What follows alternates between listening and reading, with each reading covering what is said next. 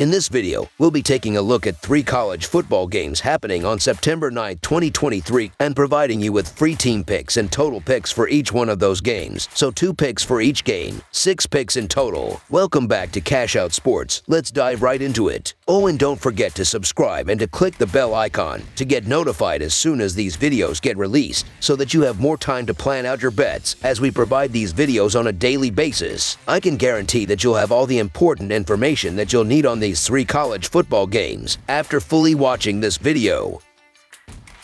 One more thing before we start, if you would like to gain access to our best exclusive sports picks to take your journey to the next level, then check out our Patreon in the link down below where we offer our best single picks, parlay picks, and much more. Now let's get started.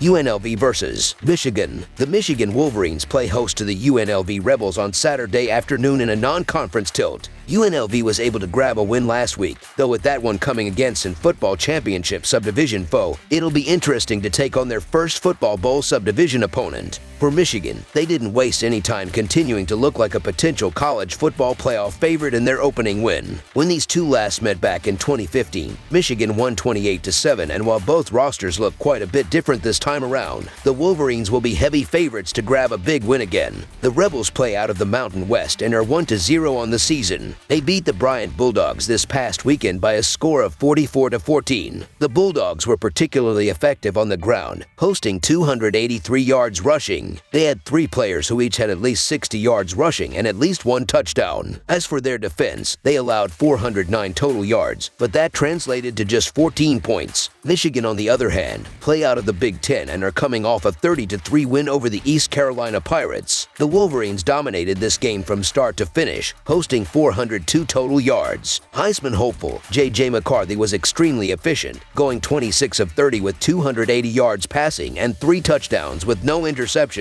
Defensively, the Wolverines were even more dominant, allowing a total of 235 yards. The Wolverines failed to cover the spread in Week 1, likely because they took their foot off the gas. The Rebels at the very least showed that they can score points, albeit against Bryant, but they should be able to have more success than East Carolina. UNLV has the running game to keep scoring down in this one, and while they won't have as much success as they had last week on the ground, the game plan exists for them to help keep this one closer than 37 points. Being without Harbaugh could lead to the Wolverines shaking off rust again early on, which is another item that fans will want to keep an eye out for. Michigan is likely going to take their foot off the gas again once they build a sizable lead. The Wolverines will dominate in this one, and while they won't have any issues on either side, they will struggle to cover the spread on Saturday. 36.5 points is a huge number, and after seeing them take their foot off the gas last week, it's difficult to imagine them pouring things on in the second half. So the UNLV Rebels to cover the spread as underdogs is our full game side pick. This Michigan unit allowed just 16 points per game last season, the 6th lowest mark in the country. They were the 5th best team against the run last year, allowing just 97.9 yards per game. To put that into perspective, only 6 teams in college football allowed less than 100 rushing yards per game. That does not bode well for UNLV in this matchup, considering they relied so heavily on the run in Week 1. Sure, they found success, racking up 283 yards on the ground. However, it doesn't make me confident that quarterback Doug Brumfield only put up 86 yards through the air. Being a one-dimensional team against a powerhouse like Michigan isn't a good recipe. The Michigan offense is content to the coast to the win, and with the likely blowout nature of this one, taking their foot off the gas in the second half will lead to a similar outcome as last week. For the Rebels, their own ability to lean into the running game, both due to their own success and their own lack of passing, will allow the clock to run and keep scoring down as well. After failing to allow a touchdown in the opener, the Wolverines have that defensive mindset to lean on in this one too. After Michigan only had 33 points scored in their game last week, there's little doubt that a low-scoring affair will be the most likely result in this one. Under the projected total is our full game total pick.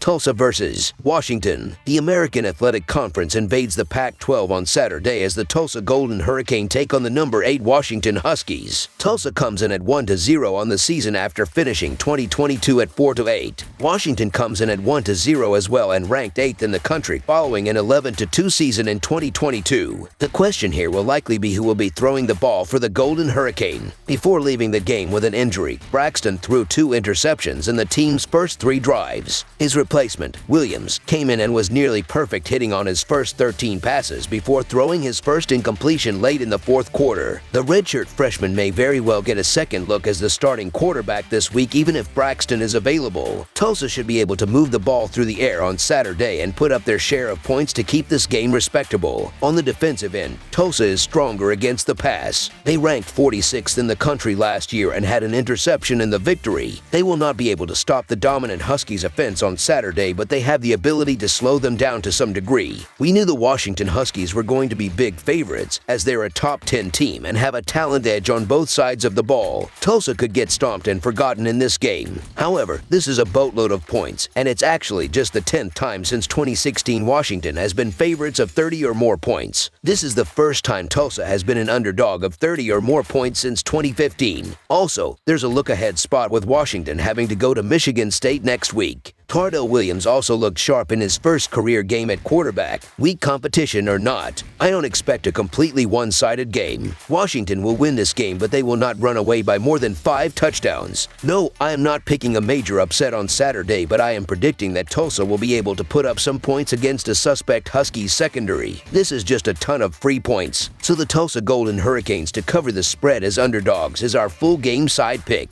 The Huskies' passing offense is one of the 5 best in the country and will put up numbers once again. Tulsa's passing game proved worthy in the opener, efficiently picking up nearly 270 yards passing and 3 touchdowns. This should play well against a weak Huskies secondary. In addition, the Golden Hurricane ran for over 260 yards in their opener as well. They will not have as much success against the Huskies, but just their ability to run should keep the Huskies' defense honest. Both teams were good offensively both last season and last week, relying on their passing game to rack up points. I really expect an offensive show from Washington. Michael Penix Jr. and the Huskies offense ranked 7th in the nation offensively, while Tulsa ranked 117th in the nation defensively last year. They could hit the over in this game by themselves. To supplement that, the Golden Hurricane offense hasn't been terrible and Washington is a mid-tier team defensively, so I expect Tulsa to be able to put several touchdowns on the board to push this game score past the 65.5 point total if Washington can't do it themselves. Expect this game to be fast-paced with tons of quick scores and a lot of fireworks on Saturday in Washington. Over the projected total is our full game total pick. Appalachian State versus North Carolina. The Appalachian State Mountaineers and the North Carolina Tar Heels meet Saturday in college football action from Kennan Memorial Stadium. Appalachian State enters this one after an opener matchup versus Gardner-Webb. In that one, the Mountaineers won by 21 points. As for North Carolina, they're coming off a game against South Carolina. The Tar Heels ended up winning by 2 scores. App State had an incredible start to the 2022 season with a 63-61 overtime thriller that they ended up losing to North Carolina, followed by a road win over the Texas Aggies. They then hosted College Game Day for the first time in school history. Unfortunately, their next game was a loss, and they finished the season at 6-6. It was head coach Sean Clark's worst season in his 3-year tenure at App State, and this year they are looking for revenge. North Carolina started last season 9-1 with the only loss coming against Notre Dame, then finished the season with 4 straight losses to end at 9-5. The Tar Heels were led by quarterback Drake May last year, and he is back for what is expected to be his final year at North Carolina. May led the Atlantic Coast Conference in completion percentage, passing yards, passing touchdowns, and total yards. He finished 10th in the Heisman voting last year and has the 9th best odds to win this year. North Carolina has Atlantic Coast Conference title expectations this year and has the 3rd best odds to do so, but needs to win this game to keep those expectations alive. Fortunately, they don't have to travel to Boone to play App State this year. The Mountaineers lost only 2 home games last year but were 1-4 on the road, and they are 1-5 against the spread in their last 6 road games. App State is also 1-8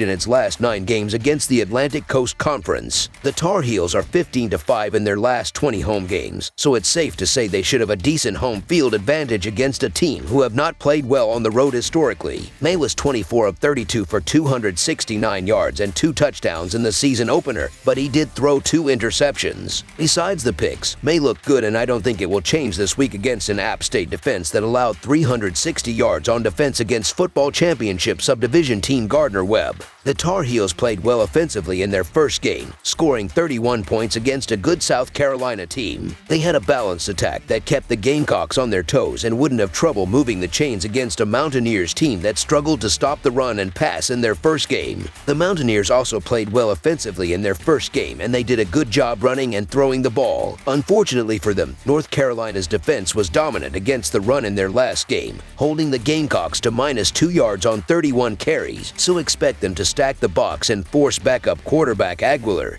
who will be making his first road start, beat them with his arm, which isn't going to happen. Last year, these two teams met in Boone, and it was a dandy. The two offenses went off for over 120 points combined in the game. North Carolina exited with just a 2-point win, leaving a sting in the Mountaineers' season. This year, the Mountaineers head east to Chapel Hill against an improved North Carolina squad. North Carolina's defense looked incredible as they were able to stop the run and rush the quarterback with ease. The Tar Heels will have their hands full with Noel, but if North Carolina can slow him down to around 50 yards of rushing, they should be in for an easy victory. Appalachian State will start their JUCO quarterback will be playing in a tough environment for the first time. I think he struggles, and North Carolina wins the time of possession battle in the game. The Mountaineers gave up 365 yards of offense to an football championship subdivision school last week. May and his receivers should pick apart this defense and lead the Tar Heels to another victory. So the North Carolina Tar Heels to win and cover the spread as favorites is our full game side pick.